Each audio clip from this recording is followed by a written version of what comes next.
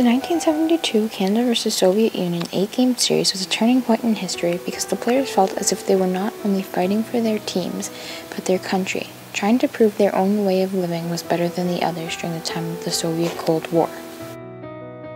The 1972 Hockey Summit Series had great historical significance. Up until this point in time, Canada was the center of the hockey universe, and Canadians laid claim to being both the birthplace of hockey and the dominant hockey power of the world. The Summit Series was planned as a friendly exhibition series between the Russian Red Army hockey team and a collection of Canadians' NHL superstars. It was designed to give Canadians the opportunity to demonstrate their on-ice supremacy. To add to the backdrop of this series, in 1972, the Western countries of the world were still very much in Cold War with the then USSR, which included Russia and other Soviet bloc countries. In some way, the friendly little hockey series symbolized something much greater to people in both Canada and the USSR. To many, it was a battle of communism versus a free democracy, and to demonstrate bragging rights for a way of life. The Canadian team was comprised of a loosely assembled collection of players who were all stars in their own respective teams, but for the most part had never played together. The games were all scheduled at the end of the long summer break prior to the start of the National Hockey League season. The Canadian players were out of shape, had long hair, no helmets, and wore colorful clothing because it was the 70s. While the Russians, on the other hand, were a finely tuned machine, having played together as a group under the dictation of the authoritarian coach since they were young boys. They were clean-cut, wore military uniforms and helmets, and were highly disciplined. The contrast between the two different ways of life could not have been more stark. Team Canada entered the series expecting very little competition from their opponents. They felt that they were the best and they would teach the Russians how the game should be played. By the early 1970s, the Soviet Union was at the peak of its power, with the Communist Party remaining the sole political force. The Soviet Union then attempted to make themselves the world's most dominant nation. Between the professional Canadian players and the amateur Soviet players, it was the beginning of what the Canadians thought would be an easy series. They had 14 of the top 25 scorers in the NHL and the best goalie in the world, Ken Dryden. To the Canadians, the series was a joke. It was a measly 8-game series against a bunch of so-called hockey players with last names too hard to pronounce. Being the first international ice hockey competition for Canada after they withdrew from the international ice hockey competition in dispute with the International Ice Hockey Federation, the Canadians were ready to go to show off that they were the best in the world. I was 8 years old when the 1972 Summit Series happened, and I remember it like it was yesterday. It was a really big event for all Canadians, so much so that my entire school packed into the gym to watch each game. I remember the Canadian team was comprised of a bunch of players that were all-stars on their own NHL teams, but for the most part had never played together. The 8-game series started out in Canada, as all of the Canadian fans gathered around to watch what they thought would be an easy win. The Russians were preparing to shock the nations with their talent. The first game ended in a disappointing defeat for Canada with a 7-3 final score. Boy, were we surprised when the Russians dominated the Canadians in the first game. They then moved to their second destination in Canada, where Team Canada saw a glimpse of hope as they pulled out a win of 4-1. As the third game took place also in Canada, the game ended in a 4-4 tie. As Game 4 rolled around, Team Canada knew they had to pull out a win, with this being their final home game. As the game started, Team Russia played a tough game, with not letting much get by them. This left the whole Canadian nation in panic. The game ended in a final score of 5-3. Bill Esposito then spoke some inspirational words following the game.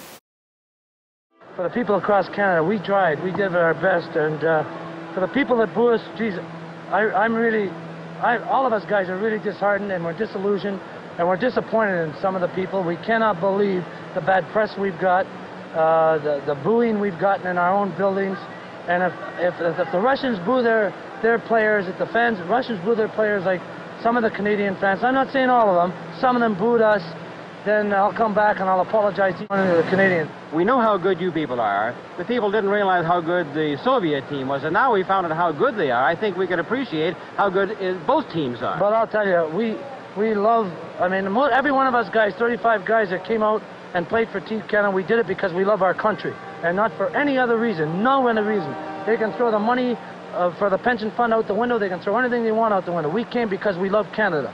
And even though we play in the United States and we earn money in the United States, Canada is still our home, and that's the only reason we come. And I don't think it's fair that we should be booed. As I was doing that, people were yelling and screaming at us, calling me names. Communism is better, don't you admit it now, and all this other stuff. This is Vancouver. And guys out of the stands were yelling that communism is best and it's supreme. That's when I really realized, man, we are in a war here. This is no game. This is war. Players, coaches, staffs, and fans then all traveled to Russia for the start of Game 5. It was a culture shock for all Canadians as they arrived in the USSR. They were told that they were only allowed to stay in the main square, they weren't allowed to show patriotism, and they were surrounded by Russian guards 24/7. We couldn't eat our food because they stole most of it. We couldn't drink our beer because they stole most of it. And we were sort of confined in certain areas, and there was really nothing over there. And they did call our rooms at 3 o'clock in the morning. My phones were ringing constantly, and you pull the phone out of the wall, they come and fix it. There's no doubt in our minds that the rooms were bugged, absolutely, and we were paranoid. We had some guys on the verge of nervous breakdowns. There's no doubt about it. As Game 5 rolled around, not much changed. The USSR had come out fighting again, being their first home game, and ended with a 5-4 final win for Russia. Smiles were everywhere, including the USSR President Nikita Khrushchev and the Prime Minister Alex Kosygin. Then something clicked for Canada as a whole. Canadian fans started cheering and bringing flags into the rink to wave with pride, while the Russian fans sat quietly in their seats. Team Canada started playing a more physical style of hockey, which the USSR was not used to. Canada then won Game 6 3-2, then won Game 7 4-3 at Russia's home rink. Then, Canada saw a glimpse of hope going into Game 8 all tied up. It was on to the final game, Game 8. It was any team's game to win or lose. Emotionally, there was nothing to match it before, nor has there ever been since. Coach Seiden, Team Canada's coach, summed it all up by saying, "It could be the greatest game ever played." Game 8.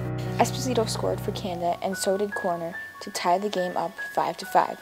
But there was a problem with Corner's goal. The red light didn't go on. While Team Canada celebrated the goal, Team Soviet was yelling and screaming at the referees that the light didn't go on. But after a lengthy delay, a referees meeting, and a match confusion, the goal was allowed. Celebration erupted on Canada's bench. 6 minutes left in the game. If either team was to score, they had better do it quickly. An announcement came on, telling the crowd that there was less than 1 minute left in regulation time. The Soviet crowd erupted into cheers, hoping to energize their team. 50 seconds left. 45 seconds left. 40 seconds. Esposito skated hard to the Soviet zone. Henderson made a wild stab for the puck but fell on his stomach. 30 seconds left. Henderson quickly got back up and headed straight to the front of the net. He picked up the loose puck, spun, and shot. The red light came on. Henderson had scored. Henderson had scored for Team Canada. Canada erupted into whoops and hollers on the bench, with crowds hugging, smiling everywhere.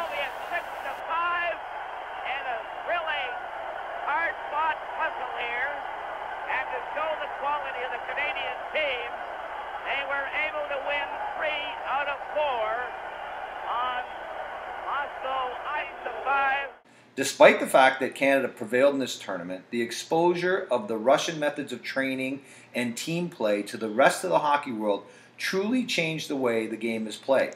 In large part due to the series, the rough and tumble old school hockey style that was prevalent to this point, soon after the series started to give way to a smooth skating and crisp passing style that was more common in Russia. Little did we know when we were sitting in our school gym watching these hockey games that we were witnessing an important event in the history of hockey and in relations between our two countries. 8 games and 480 minutes of the most emotional, heart-stopping hockey either country had ever witnessed. Canada's best against the Soviets' best, competing in the battle of the century. This is no game.